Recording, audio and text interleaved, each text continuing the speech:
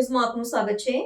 ગુજરાત સ્થાપના દિવસ નિમિત્તે પાટડી સેવા સદન ખાતે જનસેવા કેન્દ્રમાં અરજદારોની કામગીરી તાત્કાલિક અને ઝડપી કરવામાં આવી। વહીવટીતંત્ર દ્વારા કાળજાળ ગરમીમાં જનસેવા કેન્દ્રમાં આવતા અરજદારોને ઠંડી છાશનું વિતરણ કરવામાં આવ્યું હતું। આ તકે દસાડા તાલુકાના પ્રાંત અધિકારી મિલન રાવ અને મામલતદાર હરેશ સ્વામીને જનસેવા કેન્દ્રમાં ઉપસ્થિત રહી અરજદારોની કામગીરી તાત્કાલિક અને ઝડપી કરવામાં આવે તેવી સૂચના આપી હતી। રિપોર્ટર મિનાસ મલેક, સુરેન્દ્રનગર, દસાડા।